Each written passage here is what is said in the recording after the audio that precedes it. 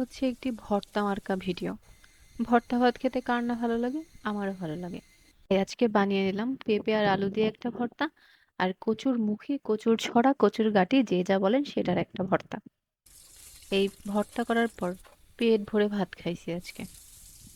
যেদিন খুব বেশি রান্না করতে মন চায় না, সেদিন এরকম ফাঁকিবাজে একটা ভর্তা বানিয়ে ভাত খেয়ে নিতে পারি। আগে কত নাটক করতাম, মাছ মাংস ছাড়া ভাতই খেতে পারতাম না। আর এখন ও প্রতিদিন রান্না করে কে দিবে? তাই এখন ভালো না লাগলেই যত সহজে কিছু বানানো যায়, খেয়ে জাস্ট পেট ভরানো দিয়ে কথা। এই ভর্তা বানানো সহজ, খেতেও মজা, সময়ও কম লাগে। আর এরকম ভর্তা থাকলে তৃপ্তি করে ভাত খাওয়া যায়। আর এই দুটো ভর্তাই আমি সেম প্রসেসে বানিয়ে নিয়েছি। দেখতে থাকুন তাহলে। আর অবশ্যই কমেন্টে জানাবেন কে কে আমার মতো ভর্তা ভাত পছন্দ করেন। ধন্যবাদ।